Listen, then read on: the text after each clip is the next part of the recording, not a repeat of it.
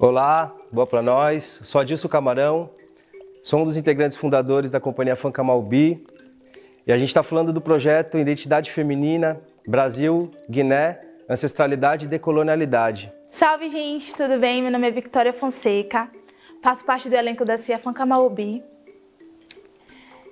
No processo da Identidade Feminina Brasil-Guiné, eu pude me reencontrar e conectar comigo mesma, através de várias bases, com várias mesas, e isso me deu conexão e portas para que eu pudesse me reencontrar. Olá pessoal, eu me chamo Luciane Teodoro, faço parte da CIA Funka Malbi, trabalho como dançarina. Estamos no final do nosso projeto do Fomenta Dança, Identidade Feminina Brasil-Guiné, Ancestralidade e Decolonialidade. Olá, meu nome é Rafael Fazion, sou um dos fundadores da CIA Funka Malbi, um grupo que pesquisa música do Oeste, né? Música e dança do Oeste africano. Sou percussionista dessa companhia. Nosso grupo foi contemplado pela 30ª edição do Fomenta Dança de São Paulo. E isso tem sido algo muito valioso para o nosso grupo, que já vem de uma caminhada de mais ou menos uns 6 anos. Eu sou Paula da Paz, coreógrafa, cantora, dançarina e diretora de coreografia da CIA Funka Malbi, que é um grupo que busca pesquisar e fazer releituras das culturas, das práticas culturais da Guiné. E dentro da Funka Malbi, a gente pesquisa pontualmente as danças e as culturas do povo malinquê, né, e de alguns outros povos que principalmente dentro da Guiné-Conakry tem ali seu território, né, mas também Mali, né, nessas regiões de fronteiras que a gente costuma chamar da cultura mandengue, né, o mandingue. É importante dizer que quando a gente fala de CIA Funka Malbi, é indispensável para mim falar da pessoa do Lupeta, que foi parte dessa companhia durante 4 anos e fortaleceu imensamente esse processo, né, dessa pesquisa, porque é um guineano da etnia Susso e trouxe para a gente algo que a gente nunca pensou que a gente poderia ter, né, que é um africano dentro do processo de criação, dentro do processo de estudo, de pesquisa, e fortaleceu assim imensamente. Fortaleceu a gente como pesquisadores e fortaleceu demais o grupo. Então, como já está presente no nome do nosso projeto, quero aproveitar e pedir licença, saudar a toda a ancestralidade, aos que já vieram, aos que estão por vir também, e aos que estão compartilhando a existência nesse nosso momento, desse tempo do mundo, né, que a gente vive. Começamos com as preparações com Malu e Tâmara. Malu veio com a preparação corporal, trazendo técnicas de yoga, preparação de prontidão e mostrando a importância da prontidão em uma cena. Tivemos formação de canto com Tâmara Davi. Foi um processo muito novo para mim. Eu gosto muito de música, gosto muito de canto, mas eu tenho muita dificuldade. Então o processo todo foi difícil para mim. Mas com a Tâmara eu pude vivenciar algo que é muito próprio do trabalho da CIA Funka Malbi, né? Que é o corpo, o canto e o imaginar movimentos e sons. A gente também fez algumas mesas de conversa, mesas de debate, onde a gente pôde receber pessoas muito importantes do nosso tempo, né, com falas muito importantes para a gente, muito importantes, eu acho que para quem faz arte, quem pensa a cultura preta, para quem pensa a cultura diaspórica, para quem pensa cultura brasileira, né?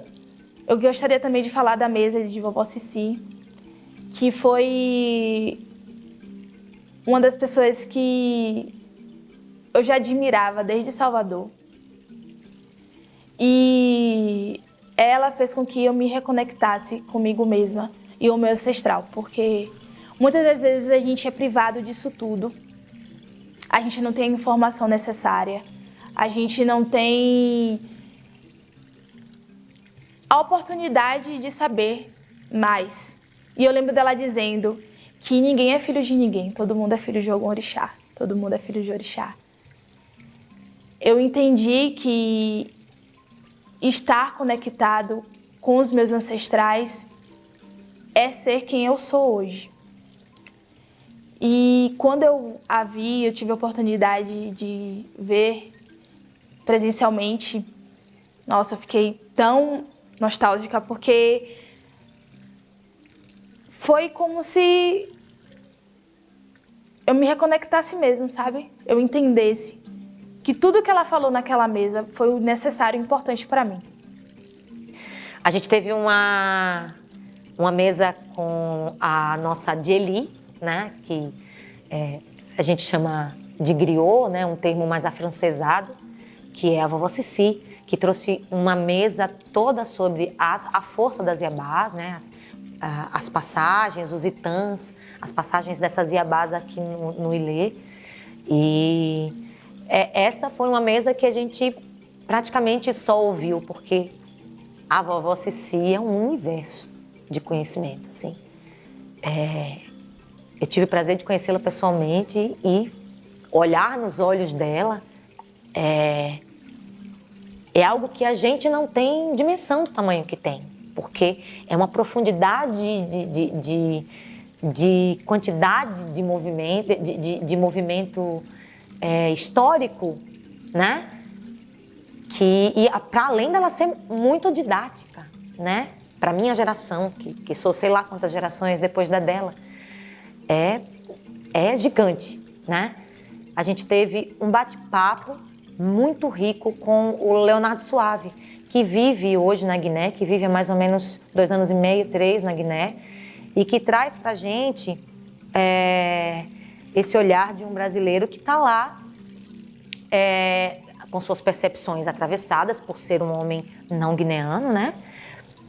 Mas que vive na Guiné e trouxe relatos dessa vivência dele, da Guiné do agora. Mas não só do agora, também, né, do que eles chamam de Revolução Guineana, da independência da Guiné, né? Então, tem muita coisa que ele traz sobre um estudo que é muito específico nosso, que é o estudo sobre os balés africains, né? Os balés africanos, les balés africains, que foi ali super fomentado pelo Sékou Touré, que foi o primeiro presidente, né, da Guiné, nessa independência aí dessa situação de colônia da França, né? Então, foi muito importante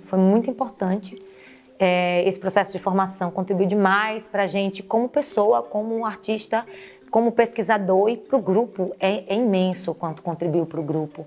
A gente vai levar anos ainda aprendendo com tudo que a gente pôde viver aqui, né? Então a gente teve a direção do Rubens, que o Rubens, ele dirigiu as nossas 5 células cênicas. Foi uma direção do ponto de vista colaborativa, né? Foi uma direção onde o processo propunha e ele propunha dentro do processo. A gente teve uma dinâmica de troca muito grande, muito intensa. E não só direção, nós tivemos formação com ele também. E a minha sensação foi que a cada vez que ele vinha dar essas formações pra gente, essas contribuições, cada vez que ele vinha era uma epifania diferente na minha cabeça. E isso não só pelo conteúdo, mas às vezes era só uma frase que ele falava e que eu, caramba, nunca tinha pensado assim, ou nossa, parece tão óbvio, mas quando ele falava era uma sensação de mudança, micromudanças que eu tive durante todo esse projeto. Essas micromudanças que fizeram um todo, assim. Um todo de se entender como dançarina, se entender como artista, entender o porquê a gente faz as coisas, o porquê a dança, o que é o movimento. E a partir desse direcionamento dele, a gente foi criando células, né? Nossa, se eu não me engano, a quarta ou quinta célula tinha uma cena que a gente faz que tem madeiras, né? Poderia ser baquetas, mas ali a gente usa como se fosse uma ukulele, onde se usa duas madeiras, uma em cada mão, que pode representar um facão, algo do tipo. E somou muito para a nossa célula cênica, né? Assim como toda a experiência que ele trouxe. Ele trouxe uma direção super propositiva, provocativa, né? E isso foi muito rico para mim, como pessoa que também dirige um processo aqui dentro do grupo. Tivemos aula com o Hassan, que é um senegalês, que mora em São Paulo, que é marido de uma mestra que se chama Mariama Camará, que é uma guineana. A ancestralidade é clivada por um tempo curvo, recorrente, anelado. Um tempo espiralar que retorna, restabelece e também transforma e que em tudo incide.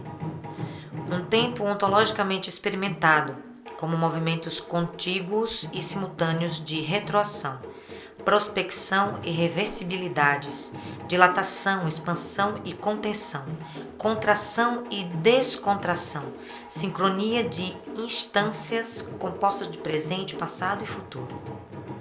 As curvas da ancestralidade são presididas pelos antepassados venerados, pois sua imanência e presença são condições imprescindíveis para o pulso e fluxo ininterruptos e contínuos do existir.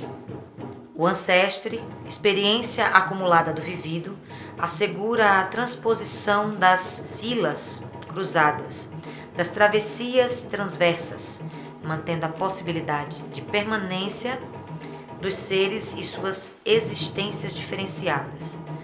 Por isso, é lembrado e celebrado como fonte de conhecimento e de rejuvenescimento. Na órbita da temporalidade ancestral, a primazia do movimento matiza os eventos, em processo de perene transformação. Nascimento, maturação e morte tornam-se, pois, contingências naturais, necessários na dinâmica mutacional e regenerativa de todos os ciclos vitais e existenciais. No movimento cíclico, não há permanência e repetição em diferença. Nesse processo perpétuo de ir e voltar da vida, não existe fim, pois a vida é um contínuo por meio de muitos estágios, nos quais não existe morte nem ressurreição, pois a vida é um permanente processo de mudança. Ou como sintetiza Padilha, a morte não corta a comunicação com os vivos, já que, pelo primado da força vital, todos os seres interagem, portanto, se comunicam. Tudo faz parte de uma mesma cadeia sintagmática, nada excluindo nada. A ordem dos vivos e dos mortos se interpenetram, constituindo um universo significativo. Mesmo na morte, na dinâmica das transformações, incide o gesto profético do devir, como reminiscência da metamorfose necessária para a urgência, emergência e continuidade da vida e do hálito sagrado que em tudo perenemente habita e se manifesta. Da morte nascem os ancestres, cujos rituais de passagem asseguram sua transcendência e presença. O ancestral é acúmulo de conhecimento que abrange toda a existência em seu entorno, inclusive a natureza, da qual faz parte e na qual se nutre. Para poder ser recordado, reclamado e celebrado, é necessário então remorrer. O prefixo re nos remete à necessidade de uma volta, de um fazer-se de novo, de uma retrospecção, de uma retroação, mas também nos aponta para uma repetição a vir, produzir-se à frente, como uma memória do futuro. No prefixo re, de remorrer, anelam-se o retornar, tornar-se e volver no passado, assim como o reatar, reinstaurar, reativar o porvir. Ser lembrado é participar, estar com presença presente nos interlúdios, transcursos e interlinhas da vida. É pousar nas espirais, como em ser gravado e integrado no circuito dinâmico da memória e da cinese como qualidade do movimento. É habitar temporalidades múltiplas como ser flutuante em superfícies de simultaneidades. É ser tempo na temporalidade calunga, oceano de ondas e radiações, composto pelos tesouros biológicos, materiais, intelectuais e espirituais acumulados em rolos. O passado, o eterno banco das forças geradoras motrizes da vida. Impeba. O tempo ancestral não se contém nos limites de uma linearidade progressiva, em direção a um fim e a um patos inexaurível. E nem se modula em círculos retrípetos fechados de repetições do mesmo. Em suas espirais, tudo vai e tudo volta. Não como uma similaridade especular, uma prevalência do mesmo, mas como instalação de um conhecimento, de uma sofia, que não é inerte ou paralisante, mas que cineticamente se refaz e se acumula no mar oceano indeterminado do tempo ancestral. O tempo calunga, o tempo de Zambi, de Olorum, em si mesmo, íntegro e pleno, cuia recheada por instâncias do presente, de passado e de futuro, sem elisão, sem forclusão, sem sobressaltos, sem fim dos tempos, um tempo espiralar.